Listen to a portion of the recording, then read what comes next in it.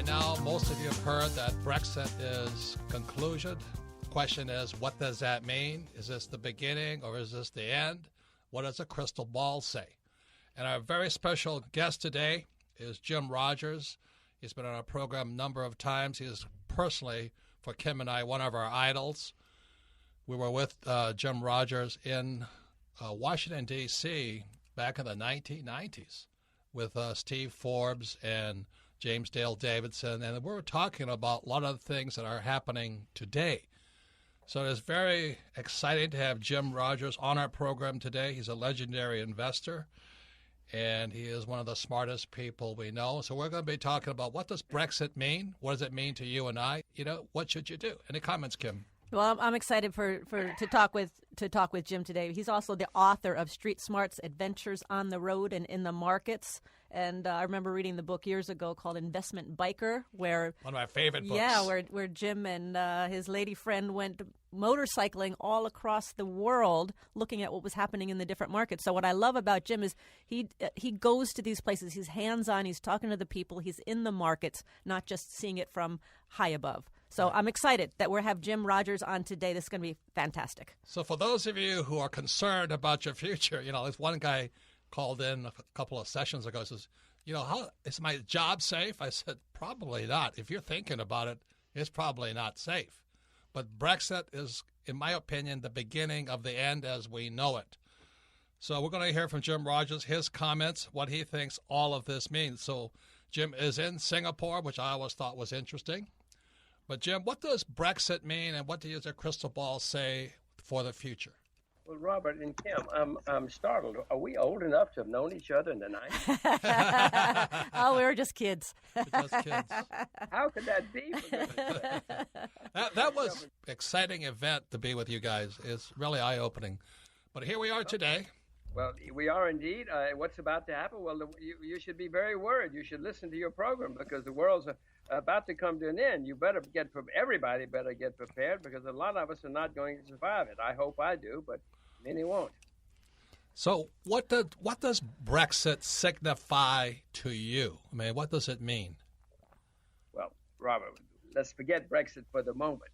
The world, in the U.S., we've had economic setbacks every 4 to 7 years since the beginning of the Republic.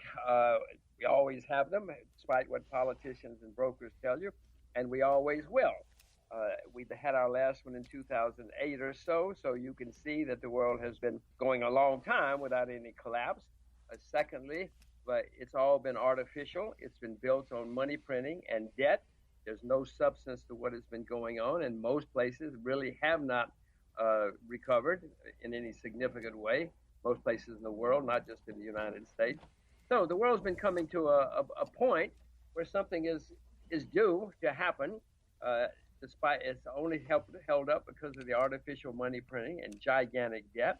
Everybody talks about austerity, but there's been no austerity. Every country has higher debt now than it did last year, and will have higher debt next year. So we're floating around on an artificial sea of liquidity and debt, and it's been going on for 8 years since the last time. That's the preface to tell you that the world is heading for problems. And when we have bear markets, as you know, throughout history, something comes along and triggers it, and we think it's always going on underneath anyway. So this time around, if we look at the United States stock market, and this may be more than you asked for, Robert, but hear me out. The United States stock market has been going sideways for 18 to 24 months, if you look at the advanced decline or other indicators. So in many circles, that's known as distribution. In other words, the smart guys are getting out and selling to the not-so-smart guys. And after distribution, if that's what it is, you usually have a nice collapse, especially if it's a 2-year distribution, as this one has been. You already have problems in the world. Japan is already in recession, according to its government. Parts of Europe are in recession. Parts of America are in recession, as you guys well know. So we're heading into economic problems no matter what. Let's suppose we never had Brexit. We still are going to have a bear market and significant recessions around the world and problems. Now, to the immediate story, along comes Brexit, which has happened, and it is now causing turmoil in the markets. But if it hadn't been Brexit, it would have been something else in the next few days or weeks or months. So Brexit is now causing great turmoil, and it's one of the straws that breaks the camel's back, and it's going to cause lots of problems. You'll have Scotland leaving the UK soon, which may mean Northern Ireland leaves the UK soon. Now, the UK has huge debts and has a balance of trade deficit and a government deficit, a big one. If they lose Scotland, they lose the Scottish oil, and that's a lot of their income.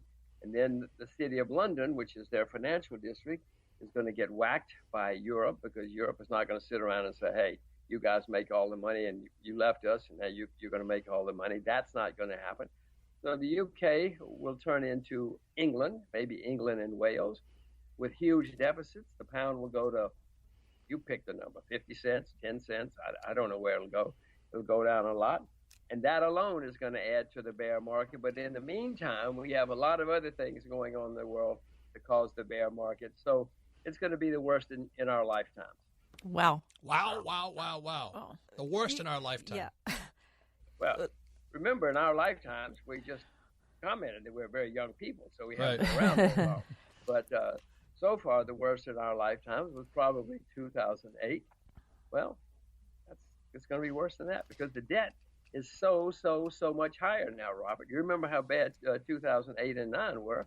Well, the debt has skyrocketed since then. And I just found out that, this is a little off the subject, but Dodd-Frank brought back in derivatives, and they're still trading in that. There's no control over them. So that's even bigger than, which is beyond my brain. So the question is most of our listeners do not operate at your level of sophistication. So what do you say to the average person running around right now trying to make his payments, getting his kid through school, and planning for the future? What does all this mean to that person? Yeah, and especially if you're saying in the next 8 to 12 months there's going to be a recession, you're guaranteeing that, you've said. What does it look like, and what do people do? Well, first of all, get prepared, become knowledgeable, listen to Rich Dad. Very smart. I'm listening to you right smart now. Advice. That will get you started. Then you'll become knowledgeable, and then you'll get worried. I hope you get worried. And then you'll start getting prepared. Now, how do you get prepared? I will tell you what I'm doing, but nobody should listen to me, Robert. Maybe they should listen to Kim, but they shouldn't listen to me or even you, because you've got to invest in what you know. Don't listen to some guy on the internet or the TV or the radio.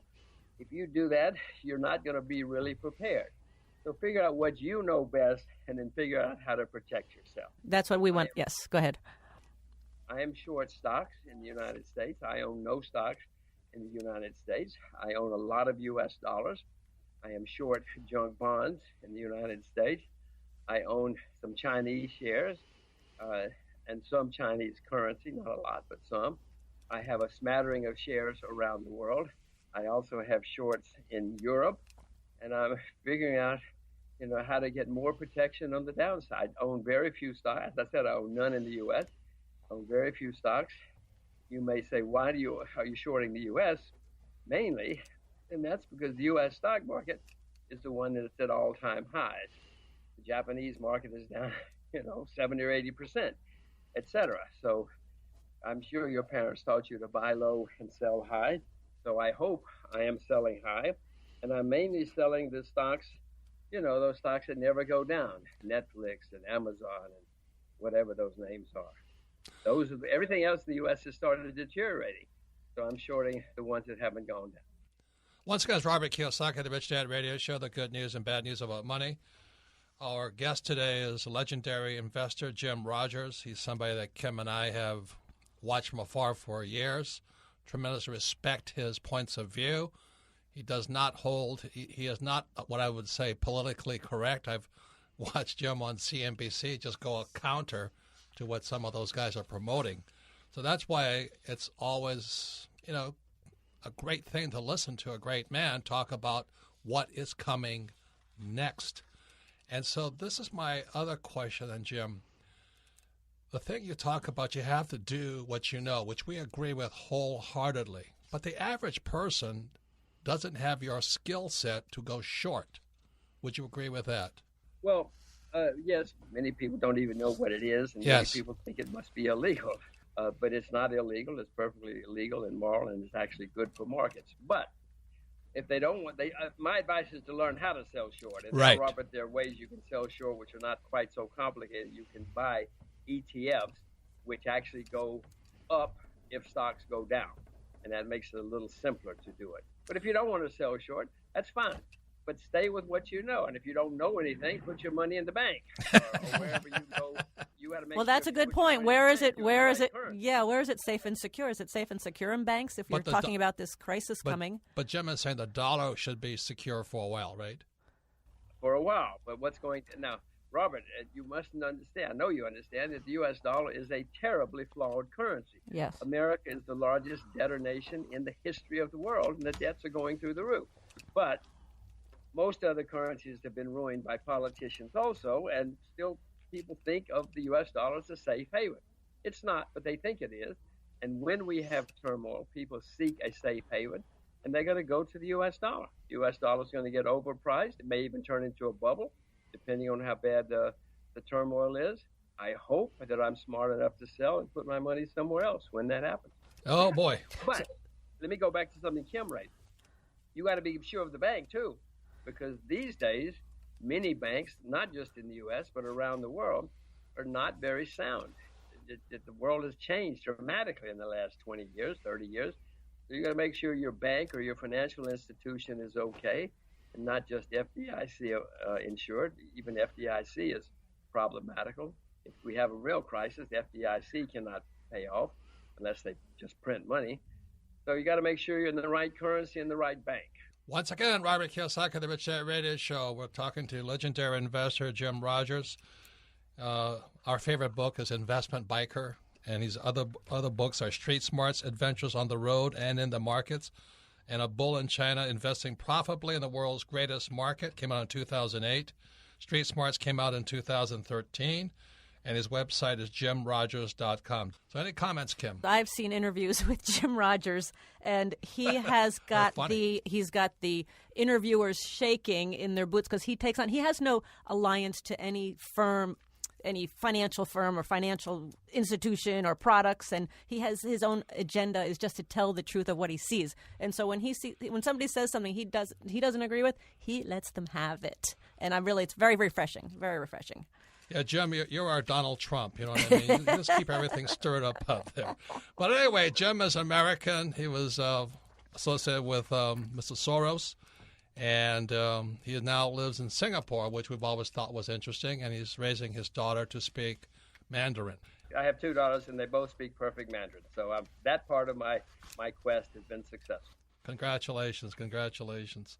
So before we go on, would you quickly explain to the people who may not know what a short means? Because most people know what long, but they don't know what short means.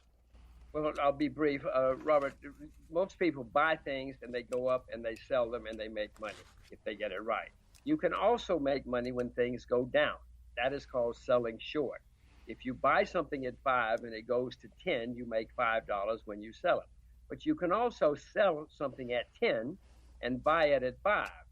Now, your next question, it's the same thing. You bought and you sold. You just reverse the order. You sell it first. Your next question will be, well, how do you sell it if you don't have it?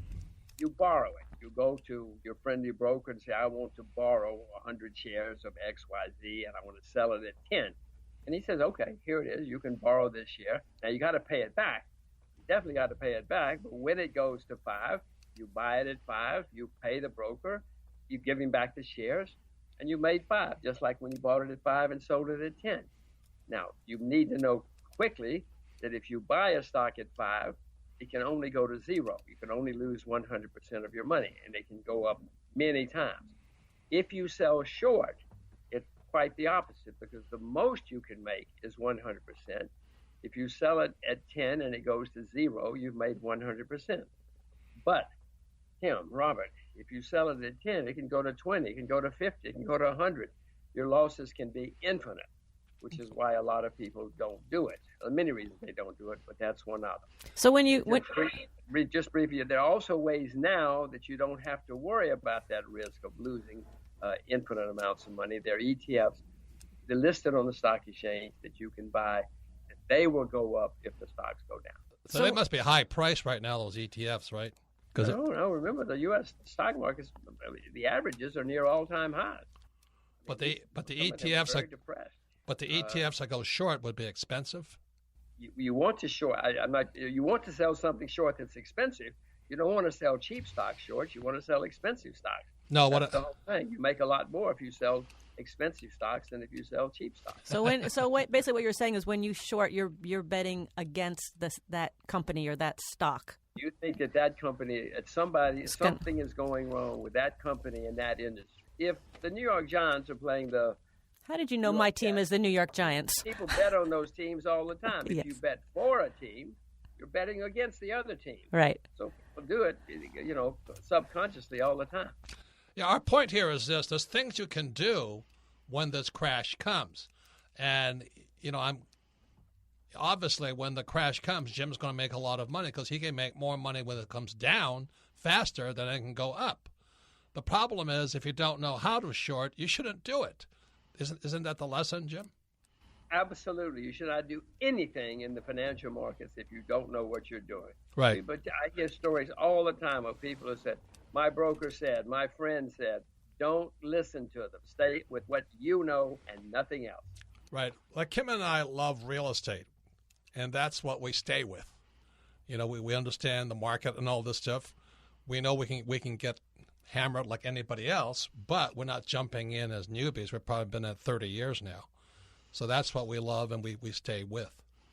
And I'm also got completely out of the stock market last year because I could see all this stuff coming. I just don't know where it's going to go, which is why at the Rich Dad Radio Show, we're talking to Jim Rogers to figure out what his crystal ball is saying for the future. So that's our question, Jim, is where do you see this going? And when you talk about there's going to be a recession in the next 8 to 12 months, what does that look like? I mean, I know in 2008 when the whole foreclosure thing happened, people were leaving their homes and there was pets in the houses and pools were left and they turned green and cheap real estate was all over Phoenix and Las Vegas. So the recession happens. What does that look like? And beyond the recession, what do you see? Well, the next time around, it's going to be worse. You're going to have more bankruptcies, both individual and companies going bankrupt because there's a lot more debt in the system now than there was before. A lot of debt is floating debt. I mean, the interest moves with the price of interest rates, and interest rates right now are the lowest they've been ever in recorded history. They're very artificial. They will go up. So a lot of people are going to get whacked in two ways. The economy is going to get bad, but their interest payments are going to go higher and higher and higher, very high in my view. So they're going to get whacked in a lot of ways. So you're going to see more bankruptcies, which means more turmoil in the stock markets and the bond markets. Many people are going to lose money in bonds, which they think are safe. So that's going to be a mess. Stocks are going to go down. It's going to lead to ultimately the next time around, we're going to have more social unrest. You may remember there was some social unrest before. Some governments collapsed. Some countries collapsed. Iceland went bankrupt. Ireland went bankrupt, as you may remember. So you're going to have more of that. Governments collapsing, some countries collapsing, maybe even disappearing. I mentioned England before, that the United Kingdom will probably disappear as we know it. So no, it's going to be interesting times. The Chinese curse. May you live in interesting times. We're going to live in some interesting times. So is there any fix to this whole thing, or is it a house of cards that's just going to inevitably come down? Well, unfortunately, Kim, for most countries, including the U.S., it's now a house of cards. The longer we delay it, the worse it's going to be. If you get cancer and they amputate your arm, you're probably going to live a long time. But if they don't amputate your arm, if they put a Band-Aid on it, you're not going to live much longer at all. And unfortunately, we in the U.S. have gotten into such a terrible bind. I mean, let's suppose somebody ran for president and said, we got problems. We got to take pain. We got to suffer. We got to sort it out. She won. They'll never get elected.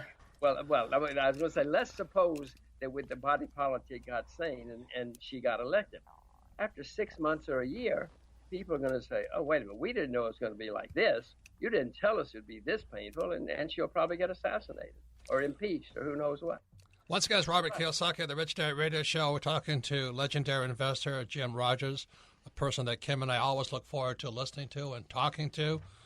We're with Jim as well as Steve Forbes and James Dale Davidson in Washington, D.C. Many years ago. And they were forecasting a lot of what is happening today. So it's kind of interesting for Kim and I to be talking to Jim in his home in Singapore because he's calling it pretty hard. I mean, he's calling it harder than anybody of his stature who has said it the way he's saying it. So please pay attention and then follow his advice. You have to do what you know how to do. And if you don't know how to do it, probably don't do it. But there's also always some good news when things happen. And I think Jim's given one bit of it is the U.S. dollar, although it shouldn't, will probably get stronger because the dollar is safe haven. So that's why if you're in euro, convert to dollars. If you're in, yen, convert to dollars. You may have a better chance of survival. Everybody can do that. But to short a stock and do some of the things that other people do, you shouldn't do. And for Kim and I in 2008, that was the best time for us because we're real estate people. And they gave away the best real estate in the world for pennies on a dollar. And that's why we're kind of standing aside waiting for a similar type of action when things crash. So we're talking to Jim, and the one question which I've asked many of our guests before, I don't understand negative interest rates. Why would a bank say you have to pay us to keep your savings with us? What's happening? Robert, it is more of the disaster that's facing us. These negative interest rates are being set interest rates are set by central banks for the most part. The market is more important, but still central banks are a big player. And the central bank in the United States has told people that interest rates should be zero, and we've driven interest rates to zero in the U.S. Now, that's destroying the people who save and invest. You grew up being told to save your money, invest for the future, and everything was okay. Well, all the people who did that are now being ruined because they're not getting any money on their interest. And they're being ruined, by the way, to save the people who went and borrowed huge amounts of money. But this all starts in Washington with the central bank, which is called the Federal Reserve in the U.S., who said that we should have low interest rates to save the world. Other central banks around the world said, hey, all right, let's do it too. If America says it, let's do it. This may sound harebrained and crazy. That's because it is harebrained and crazy. It has not worked. And that's what's going on. And it's going to get worse. But if the economy gets worse, these guys don't know anything else to do except print money and drive interest rates deeper into the hole. Once again, it's Robert Kiyosaki, the Rich Dad Radio Show. We're talking to Jim Rogers. He's the author of Street Smarts, Adventures on the Road and in the Markets, 2013. A Bull in China, Investing Profitably in the World's Greatest Market, 2008. And the book that Kim and I love, Investment Biker, his adventures of looking at markets all over the world from a motorcycle. And his website is jimrogers.com. So one of the questions I asked Jim is, how does negative interest rates, we've never been here before, they want us to invest, whatever they're trying to do, but how does that affect pension plans and insurance companies and all these people who are counting on some kind of interest rate? How does that affect them?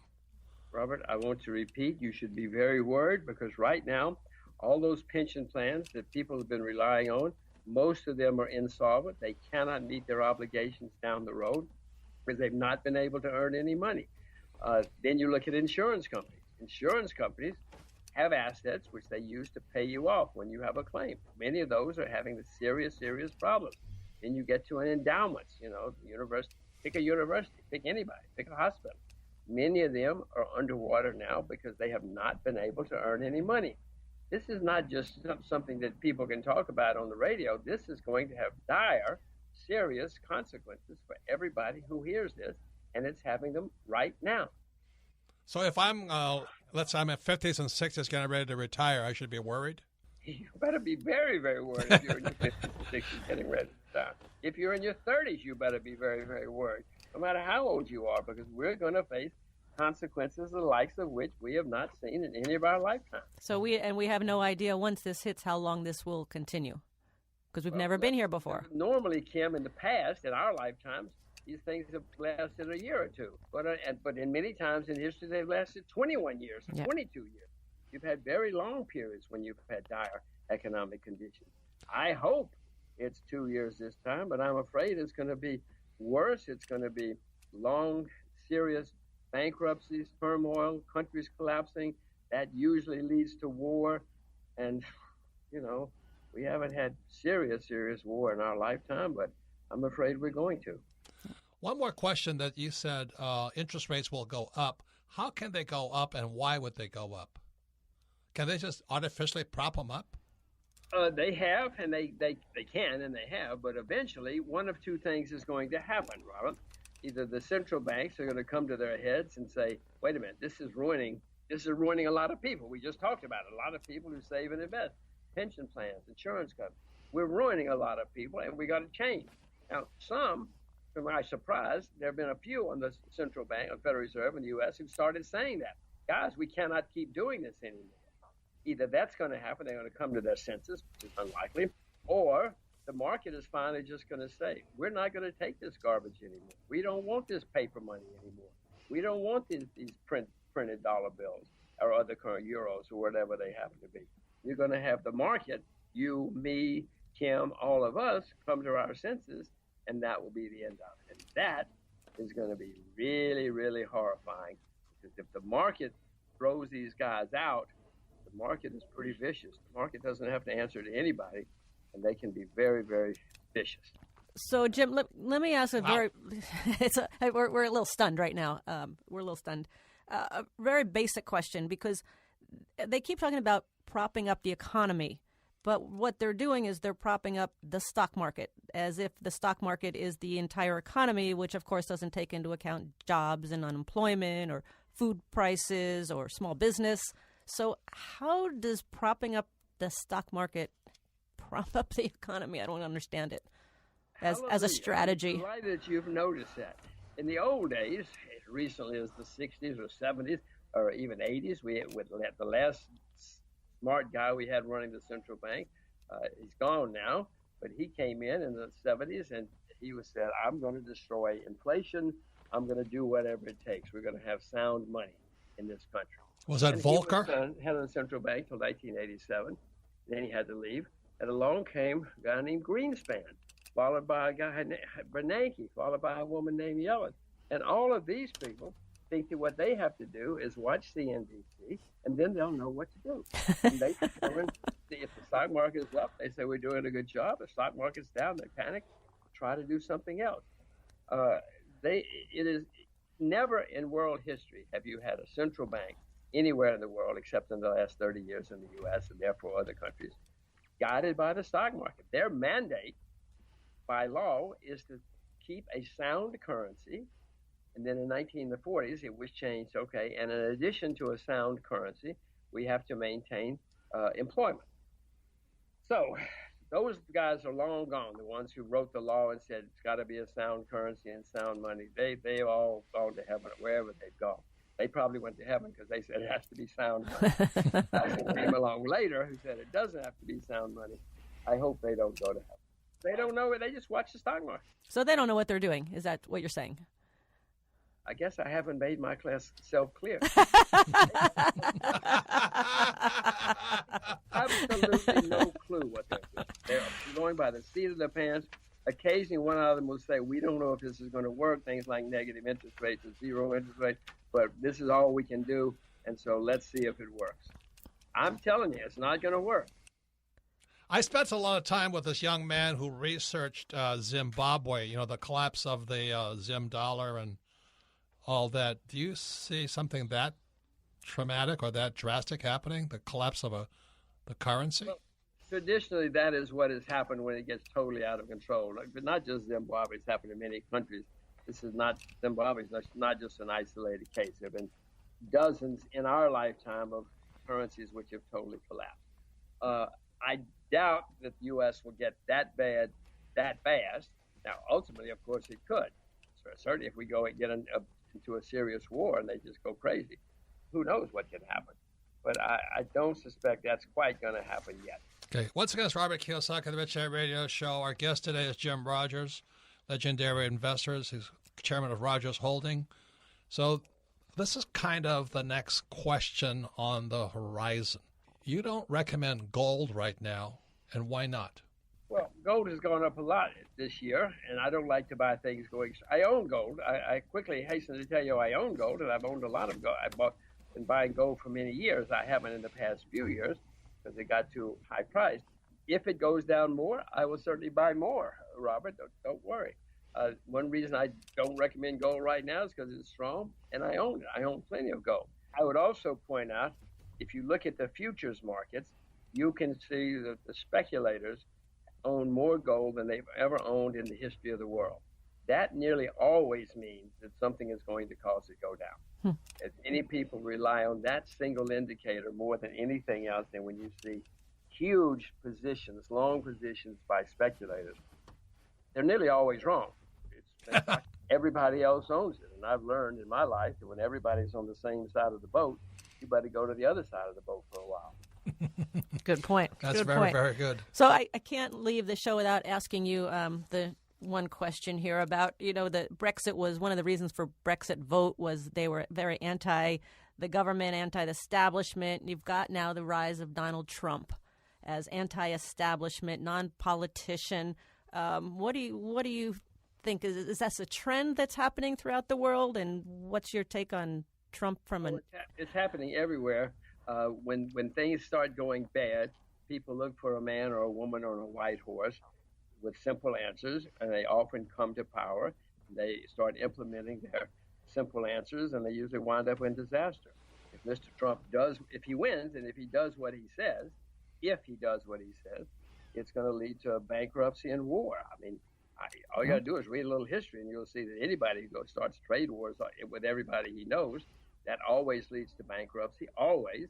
And bankruptcy and turmoil and disaster frequently leads to war. I'm not very happy about saying all this, but because he's talking about 45% tariffs on Chinese goods and things like that. Is that what you're talking about? Could lead to end of trade between nations? Imposing trade wars with China, with Mexico. He's going to invade Mexico to get back at General Mills, who moved a plant to Mexico. No, I'm just talking about what he says he's going to do. Now, I have no idea if he's going to get elected or if he's going to do what he says he's going to do. But if he does what he says he's going to do, read your history. Don't listen to me. Read your history. So one last question about Trump, then we're going to get off that subject. He says the U.S. cuts bad deals with China. Is that right? Well, China's our largest trading partner and our largest creditor. I'm not sure what bad deals he's talking about. He himself has made many deals with having his products made in China, as you know. So I don't know what he's talking about. If he's talking about that he made bad deals with China, then he's the first culprit. But I don't know what bad deals he's talking about with China and the U.S. government. All countries have opened up. China has joined many free trade agreements with the World Trade Organization, et cetera. But like much of what Mr. Trump says, he doesn't know what he's talking about either. That's great. That's wonderful. Oh, gosh, that's right. Those horrible Chinese. It's their fault. Any comments on... But just the other thing you must learn from history, Kim, is that when things go wrong, people look for a man or a woman on a white horse, but they always blame the farmer. Do you put... you get ahead is to blame the farmers. They have different language, different skin, different religion. They smell bad. Their food smells bad. I mean, some of the stuff that you hear, and I've heard it repeatedly, you blame the foreigners and you look for simple answers. Yep. Is that what... Here we are again. Here we are. Okay, final question. Any comments on Hillary? If she does what she says she does, it's going to be disaster, bankruptcy. And the bankruptcy in the next few years, as we've discussed before, is going to be worse than in our lifetime. And that sort of economic turmoil has often led to war throughout history. And now we're going into our most popular part of the program, is Ask Robert, where you get to ask your questions. Our guest was Jim Rogers, a gentleman that Kim and I have followed for years. Ran into him, went to listen to him in Washington, D.C. with Steve Forbes and a bunch of other dignitaries, all predicting what's happening today. And Jim Rogers is the first person that's ever said the word war. And I'm afraid he's correct because Kim and I heard it again yesterday. this gentleman from Switzerland was talking about. He says Europe is preparing for war right now. And one of the reasons that's frightening when England breaks away from the EU and all that, one of the reasons for the EU is because France and Germany have always fought with each other. So war is on the minds of many people outside of this country now. And for Jim Rogers, again, his website is jimrogers.com. Please read his books and things like this. But to mention war, it's always a possibility because Putin's already doing that. War is a way of taking our people's minds off of our problems. So by saying, oh, it's the Russians that are causing problems, or the Chinese or North Koreans, we as Americans kind of forget about our problems and we go defend ourselves. But it's not an accident there's war. And I just want to thank Jim because this was pretty sobering, this interview. Please listen to it again. His website is jimrogers.com. And I think, Robert, he's one of the few people who has a more negative point of view on what's coming down the road than you do. And he said it many, many times. He said, you should be very worried and you should be prepared. So listen. Be very worried and be prepared. That's his message. And also his biggest message was you have to do what you know. So don't go into, things you don't know, like we talked about shorting a stock. If you don't understand what that is, just because a stock price is high doesn't mean you go short on it. So this is the reason we have Rich Dad Radio, the Rich Dad Company. We're a financial education company. We do not make recommendations. Also, he spoke about gold. Now, Jim has a lot of gold. Kim and I have a lot of gold. And it may be time for you to get some gold, but you have to decide that yourself here. So we don't make recommendations. So you can submit your questions to Ask Robert at richdadradio.com. And as Kim says, this is a very sobering declaration from Jim Rogers that war is probably coming up next, and then the collapses. These despots arise when the economies come down. So what's your first question, Melissa? Our first question today comes from Ryan in Bakersfield, California. Favorite book, Rich Dad, Poor Dad. He says, Robert, how do you view the impact of Brexit? Is this the end of global institutions? I think Brexit is just the beginning of the end, or the change. It's the beginning of the end and the start of the new. I mean, whatever you want to look at it that way. But I really hold it is that the English people said to hell with the politically and financial elite of Brussels, of Europe. See, the EU is very different than America. The EU has 28 central banks, 28 different countries, 28 probably different languages, and a whole sets of other problems. And they were sick and tired of the elites like Obama and Clinton telling people what to do. Like, I couldn't believe it when Obama said to the English, you have to go to the back of the line. I mean, who the hell is Obama? He is an American president. Why is he giving orders out there? I mean, he's one of the worst presidents we have ever had. Kim loves him, of course. But anyway. Excuse me? But who the hell does he think he is? And I think that's what I'm speaking up against, is the English are sick and tired of this politically elite telling people what to do, that they know better than you. At the same time, they're ripping off everybody. They're just ripping us off. Any comments, Kim? Well, I think that one of the most eye-opening things with the Brexit vote is the people have voted for something they have no idea what's going to happen. They have voted for the unknown versus more of the same of what we know. So they're so sick of what they know, and they're so sick of what's happened, they're willing to jump off the cliff and just see what happens because they want something different. Now, that's what's happening in the U.S. right now. And when we talk about the politically correct, they're talking about like Clintons, I mean, they're... Yeah, that's why Trump is doing... And Trump is angry is rising right now. He's going against the GOP, the grand old party, and it's very old. Very old. And, Romney so and McCain and all these guys, they should get out of the way, really, and that's what I have to say. But also, they're in cahoots with the Federal Reserve Bank. This guy Bernanke and Greenspan, exactly as Rogers talks about, and now Yellen, they're all there ripping us off, ladies and gentlemen. Once you can realize that, and it started a long time ago, around 1971. But then Greenspan came, Jim talked about Volcker, who crushed inflation. And then came this guy Greenspan, who was such a needy guy. He wanted the love of the Wall Street bankers, you know. So he did anything they asked. So there was a thing called the Greenspan put. Every time the market went down, Greenspan would bail him out. Well, that doesn't do it good for you and me, but it does good for Greenspan's ego and Bernanke's ego and Yellen's ego. So that's what Brexit is about, and that anger is probably going to build in America. I've been angry about it for years. It is building in America. It's They're building ripping around the world. us off. That's why we have these teachers' unions with no financial education. Why don't we have financial education in school? Why? You know, those are the questions I've been asking. That's why Rich Dad has been around for all these years, because we can see this coming. That's why we went to meet with Jim Rogers and Steve Forbes, who says the same thing. This guy, James Dale Davidson, and Lord Rees-Mogg, the head of The Economist. We're being ripped off, ladies and gentlemen, and Brexit means we're sick and tired of them ripping us off. That's what it means. Next question, Melissa. Our next question comes from Eric in California. Favorite book, Cashflow Quadrant. He says, Robert, I've been starting to buy silver, but I cannot afford to buy large quantities. Copper is much cheaper, and I can buy larger quantities. Is copper as valuable as silver or gold in terms of insurance against a currency crash? Look, I would never use the word "I can't afford it." You're a poor man. You know, words do become flesh. You say you can't afford it. You have to look at value versus price. Just understand this. Copper is a commodity. It's used in plumbing, electrical. It's important in a growth economy, but it's a commodity.